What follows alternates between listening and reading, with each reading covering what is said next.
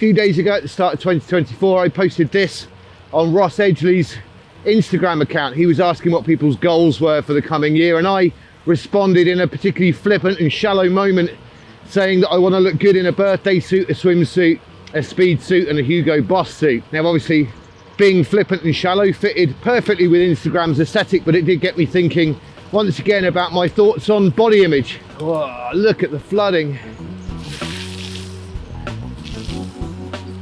It's like riding through a river. Now I've actually been meaning to make this video for a while, but talking about body image is always a bit of a worry. Like with anything in life, it tends to be quite divisive at the moment, and you get people on one camp saying, you know, it's absolutely fine to be overweight, you just be you, live your life how you want to, and at the other end of the camp you've got people saying you need to have 3% body fat and built like a brick house. My point is really that people focus too much on what they look like and not on what they're capable of doing. Let me try and explain. My Trek Madone looks like what it is, a fast aerodynamic professional racing bike. However, currently the wheels need new bearings, it needs a new headset, and the chain needs a bloody good wax. So is it what it appears to be on the surface? Well, no, not at all. That's the whole point really, isn't it? You take a beautifully designed super aerodynamic car like a Ferrari and you stick a Skoda engine in it. You're no longer driving a Ferrari, you're driving a Skoda. But to the people looking on, it looks like you've got a Ferrari until you turn the ignition on. If you've ever learnt an instrument, your teacher probably tried to get you to play things faster and faster to a metronome as a marker of your improvement. But what are you marking? Are you marking how fast you can play an exercise or a piece of music? Or are you actually marking your improvement in efficiency and form?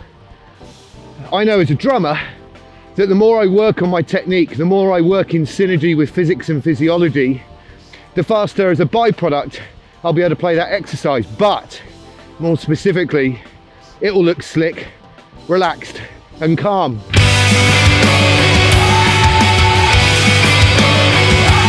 You only have to watch Strictly, which I don't by the way, to see the difference in the dancers, the pros and the amateurs, even the good ones. It comes down to how relaxed they are and how calm and controlled they are, despite doing all the right moves. Good morning. So for a minute, let's just consider the spectrum of body positivity. At one end, you've got the people that advocate, very militantly might I admit, single digit body fat, spending hours in the gym, you know, all that kind of stuff. Now, in all honesty, an awful lot of that is driven by social media, as with anything, and looking the part. It's often associated with performance enhancing drugs. Would it surprise you, for example, to discover that around 40% of the athletes banned from sport in the UK currently, amateur and professional, are actually rugby players, not runners, not long jumpers, not cyclists, but rugby players, 40%. Don't believe everything you see on social media. An awful lot of these people are making good money, looking as good as they do, but actually when push comes to shove, they're actually doing that exogenically. They're putting something in their body that wasn't there to start with. I'm speaking as one of the converted here, but an externally stimulated high will have a price to pay from your body. Your body can't cope and goes into a tailspin, a nosedive to recover from this exogenic or externally stimulated high that you put through it. And so is that a price to pay for looking good and actually in later life probably having problems with my liver and my kidneys and causing more problems and more harm than good? I don't think so. So we come to a crossroads. We have to decide, do we go left or right, stay in the middle? And then of course at the other end of the spectrum, we have the people that think it's okay to have 35, 40, 50% body fat because you do you eat what you want, be how you want to be. And that can't be healthy either. As good as that message of self-care is, I think once we get to that level, we're actually slipping into selfishness. Either end of those spectrums, as far as I'm concerned, is a problem in later life and not fair on my children and not fair on Becky. I don't want her to have to be doing relentless trips to the hospital to look after me. And I really don't want my children to have to look after me in the prime of their lives. So as per usual, either end of the spectrum is a very dangerous place to be. But of course, social media puts you into an echo chamber. You only hear the stuff that resonates with you and it exacerbates that. And it's very, very hard to change our beliefs. As Stephen Bartlett says in this book, just because a gunman has a gun to your loved one's head and tells you to believe in Jesus does not mean that you'll believe in Jesus. But we know that seeing is believing. That's the true path to changing somebody's opinion on something. And through this channel, if you're subscribed or not, I'd suggest you do. I'm planning on being right in the middle of where I should be, not at any extreme. I'm not going to put myself in dangerous calorie deficit. I'm not going to be taking performance enhancing drugs. I'm not going to be doing anything stupid, but the most stupid thing I could be doing is nothing at all. And if there's one thing I learned from my DEXA scan, is that as fit as I felt at the time, and I could run pretty well, and I could ride my bike into work far more than the average person, far fitter, far stronger, far faster, and none of that matters, does it, at the end of the day? Because ultimately, it's my body fat, my visceral fat specifically, as I found out that really pulled back the curtain, that really lifted the bonnet on this Ferrari. Well, okay, not a Ferrari. Okay, how about a cheap second-hand BMW and taking the top off of the gearbox and finding it jammed full of sawdust? That's what it felt like when I had my DEXA scan done. It was a massive slap, a massive, huge dose of reality. Biker up! Morning. So let's go back to what we said at the start about this idea of having it the wrong way around, thinking about our body image first and not really thinking about what's happening under the bonnet. It's one of those weird quirks with the human body that if you do all the right things, you build a good engine, build a good gearbox, build good engine management system up here, then the bodywork follows. If I develop that muscle that I'll need in later life, so my threshold at the top as it starts to go away is higher, then I'll have more muscle. If I lose this dangerous fat that I've got all over my body, get myself initially down to 25% body fat and then 20% and possibly even lower, then I'm going to be lean, I'm going to be agile, I'm going to be healthy, I'm going to fit and active, and I won't be in danger of falling as I get older and putting myself in hospital and that inevitable decline. But hey, guess what? I'll be lean. So the focus shouldn't be on the comment that I left on Ross Edgley's post. It isn't about that. It isn't about looking good in a birthday suit. It's not about looking good in a speed suit or a swimsuit or even a posh Hugo Boss or Armani suit. It's so much more than that. Please remember, that's a byproduct.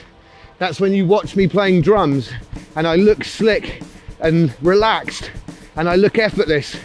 That's because all the hard work's been done. That's not something you should attain by working on speed. It's about efficiency, looking under the hood, looking under the bonnet. To summarize, really, you should look like what you are. The wiring we have in our heads is still hundreds of thousands of years old. We still find attractive those same traits that hunter-gatherers did.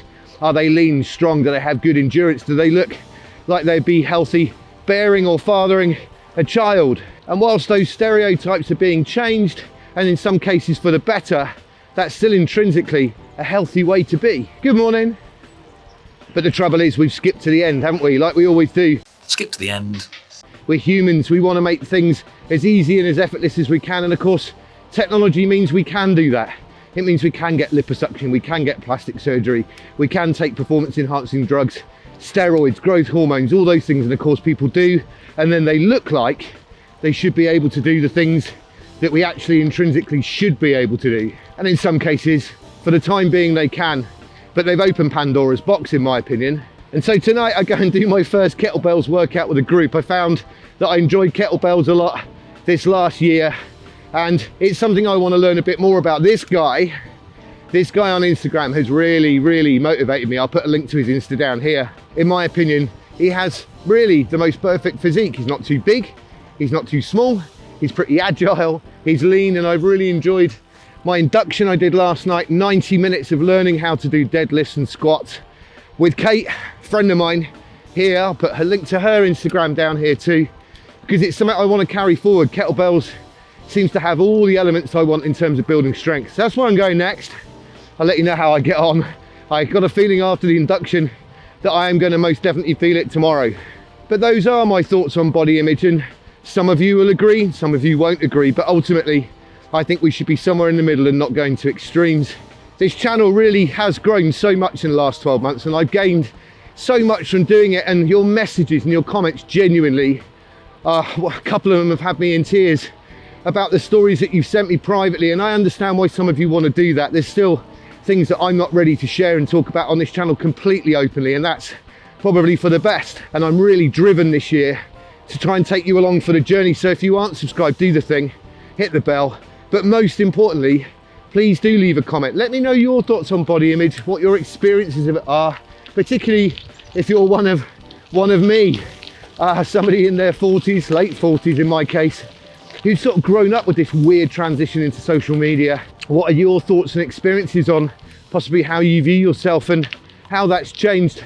Leave a comment, I'd really appreciate it. It helps me, it helps me, and then I can process those ideas and do my research, try these things out for you, and then you can follow along if you want to. But in the meantime, until the next video, please do take care of yourselves and all those beautiful people that are around you.